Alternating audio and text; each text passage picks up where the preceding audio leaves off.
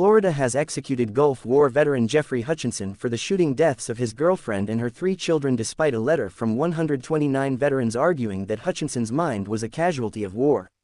The 62-year-old former U.S. Army Ranger was convicted for the 1998 murder of 32-year-old Renee Flaherty and her 3 children, 9-year-old Jeffrey, 7-year-old Amanda, and 4-year-old Logan. The execution took place shortly after 8 p.m. ET on Thursday at the Florida State Prison in Railford using the state's 3-drug protocol involving etomidate, rocuronium bromide and potassium acetate. He was declared dead at 8:14 p.m.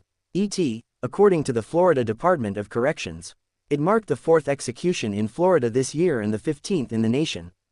Hutchinson had no final statement, according to the Associated Press, and appeared to mumble to himself as the procedure began. While Hutchinson himself maintained that the murders were committed by home invaders, his defense team pointed to brain damage and trauma suffered by the former U.S. Army Ranger during his service in the Gulf War as reason to stop the execution. Maria Deliberato, executive director of Floridians for Alternatives for the Death Penalty and liaison for Hutchinson's legal team, previously told USA Today that experts called Hutchinson's statements a delusional belief based on his significant and severe mental illness.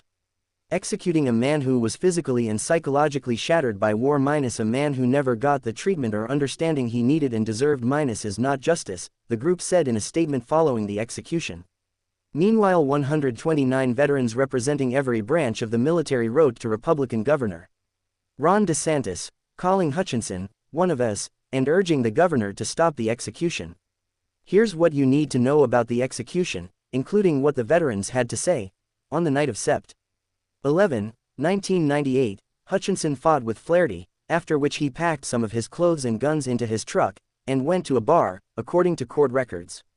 The bartender testified that Hutchinson told him that Flaherty was angry with him, while other witnesses testified that he drove recklessly when he left, according to court documents.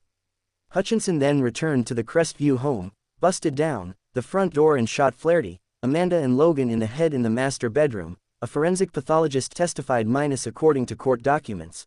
The pathologist testified that Hutchinson shot Jeffrey last in both the chest and the head while the child was able to see the bodies of his mother, sister, and brother, according to court records. The terror suffered in that moment is incomprehensible to this court, Hutchinson's trial judge said, according to the Associated Press. Hutchinson called the police and told a dispatcher, "I just shot my family." Police arrived to find him spattered with blood and lying in a daze on the garage floor, still holding the phone, according to court documents. Who were Renee Flaherty and her children? Renee Flaherty did her best to provide for her 3 children. Even though there wasn't always much on the shelves, the rural mail carrier and single Eastern Washington mom worked hard to put food on the table and loved her children dearly, her brother, Wesley Elmore, previously told USA Today. Her kids were a priority. She made sure that her kids were fed and took care of, Elmore said. The last time Elmore saw his sister, just before Thanksgiving in 1997, he felt the family was in good hands with Hutchinson as they prepared to move to Florida. "I was giving Renee and the kids a hug and everything, goodbyes," Elmore told USA Today. "I remember shaking Jeff's hand and I said, 'Take care of my sister and her kids,' and he says, 'Wes, I promise I will.'"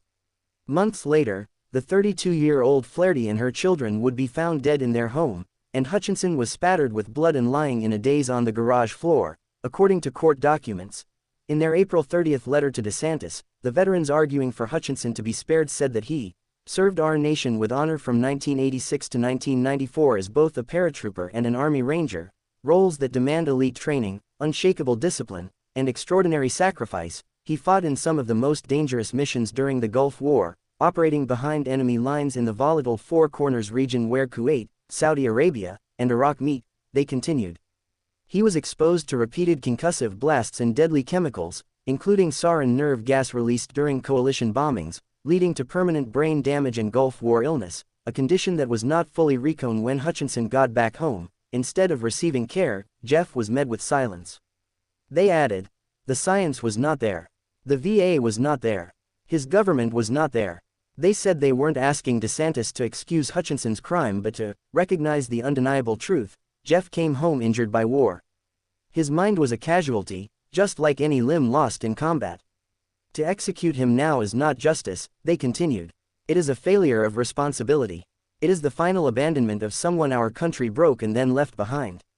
DeSantis' office did not immediately respond to a request about the veterans' comments.